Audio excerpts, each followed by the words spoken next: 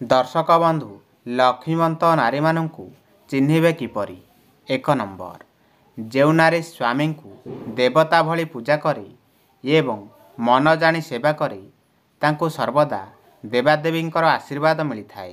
2 number जो महिला मानकर नाक अग्रभागरे कला जाई देखा जाई थाए सही महिला माने सौभाग्यवती होइथांती। 3 नंबर जो महिला मानकर कपाଳରେ कलाजाई चिन्ह रही थाए सही महिला माने धनवान और कृतिवान होइथांती। 4 नंबर जो महिला मानकर नाक चेपेटा होई थाए सही महिला माने बुद्धिमती और गुणवती स्वभावर होइथांती।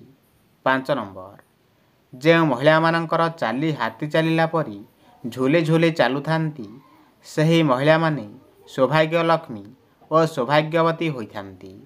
6 नंबर जो महिला मानकर पादरे अनामिका आंगुली न थाए सही महिला माने कलिहुड़ी हुअंती सेमाने मध्य स्वामीद्रोही होइथांती।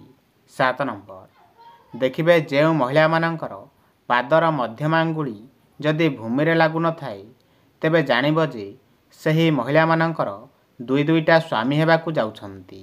8 नंबर जो महिला मानकर पाद चिकण नख तंबा रंग परी तलीपादरे माछांकुश चक्र चिन्ह थाए सेमाने साक्षात लक्ष्मी सदृश्य होइथांती।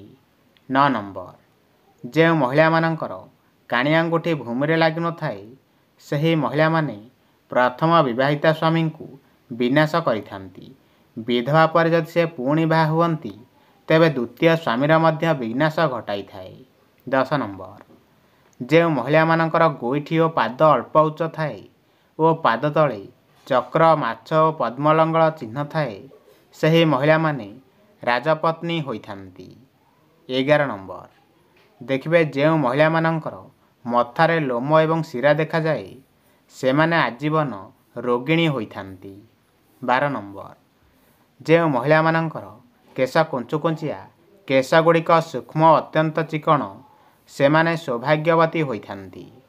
13 नंबर जो महिला मानकर केश घन कला और कुंचुकुंचिया सेमाने सर्वदा जीवन रे सुख भोग करिथांती। 14 नंबर जो महिला मानकर केश लंबा न होई छोट छोट सरू और सुंदर देखा जाउथिबो सही महिला माने राजकन्या होइथांती।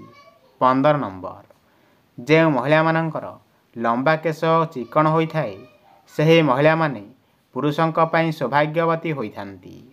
16 नंबर जो महिला माने प्रत्येक कथारे हो हो होई हसंती सही महिला मानकर चरित्र केबे भी भल होई न थाए। 17 नंबर जो महिला माने हसिला बेले तांको शरीर थरिबाकु लागि थाए सही महिला माने सौभाग्यवती होइथांती। 18 नंबर जो महिला माने हसिला बेले सेमानकर दांत बाहर को देखा जाए नाही सेमाने अति सुखी अटंती। 19 नंबर जो महिला माने मुंडरे गोटे सरल रेखारे सिंथी काटी थांती सही महिला माने अहिसुलक्षणी होइथांती। 20 नंबर जो महिला माने हसिले देखिबे दुई गालरे गात भली देखा जाए सही महिला माने लंपटी होइथांती। 21 नंबर जो महिला माने कणई कणई अनाई मुरुकी मुरुकी हसुथांती सही महिला माने सर्वदा अन्य पुरुषंक प्रति आकृष्ट थांती। 22 नंबर जो महिला माने हसी हसी कथा कहला बेले तांकर आखि बिलेई परी देखा जाए सही महिला माने बहुत कामिका अटंती। 23 नंबर जो महिला माने हसिला बेले दांतर उपरी भाग देखा जाए सही महिला माने चोरणी प्रकृतिर होइथांती।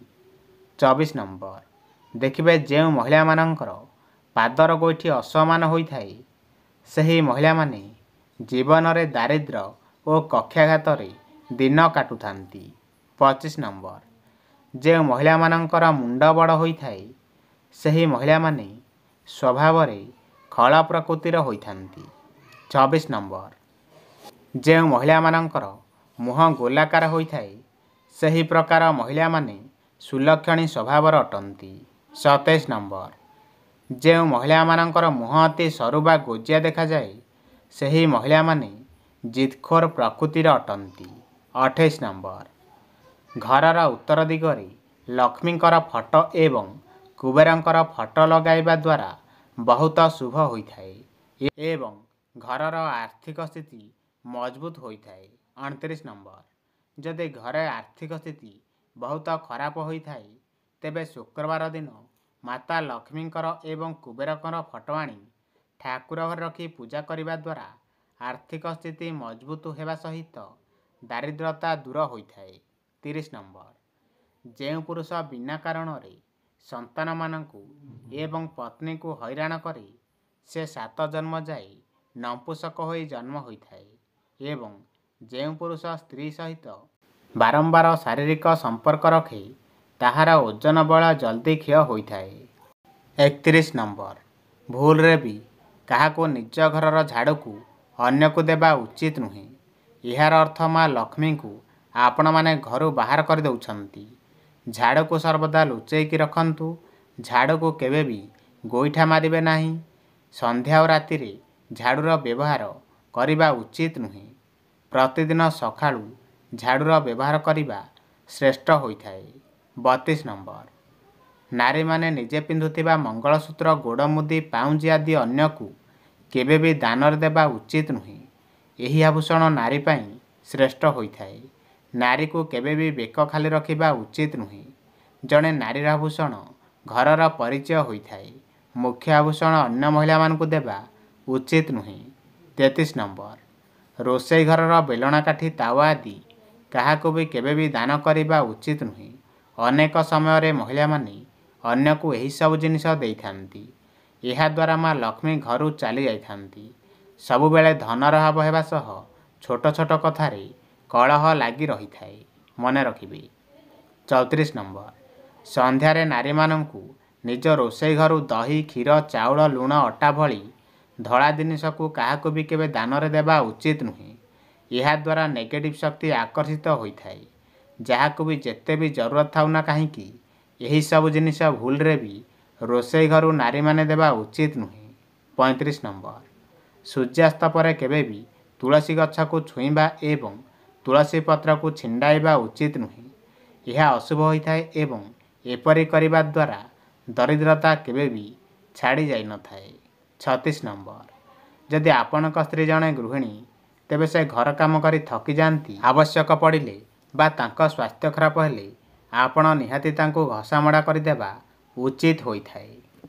38 ନମ୍ବର, ଯଦି ଆପଣ କୌଣସି ଗମ୍ଭୀର ରୋଗରେ ପୀଡ଼ିତ ଅଛନ୍ତି ତାହେଲେ ପ୍ରତ୍ୟେକ ଦିନ ହଳଦୀ ତିଳକ ଲଗାନ୍ତୁ। ଏଭଳି କରିବା ଦ୍ୱାରା ଆପଣ ଧୀରେ ଧୀରେ ସେ ବେମାରରୁ ମୁକ୍ତି ପାଇପାରିବେ। 39 ନମ୍ବର, କଂସା ପାତ୍ରରେ ନଡ଼ିଆ ପାଣି ପିଇବା ଉଚିତ ଏବଂ ତମ୍ବା ପାତ୍ରରେ ଆମିଷ ଖାଇବା ଉଚିତ ନୁହେଁ। ଏହା ସ୍ୱାସ୍ଥ୍ୟ ପ୍ରତି କ୍ଷତିକାରକ ହୋଇଥାଏ। 40 ନମ୍ବର, ପ୍ରତ୍ୟେକ ଗୁରୁବାର ଦିନ ତୁଳସୀ ଗଛରେ କ୍ଷୀର ଅର୍ପଣ କରିବା ଦ୍ୱାରା ମଙ୍ଗଳକାରୀ ହୋଇଥାଏ।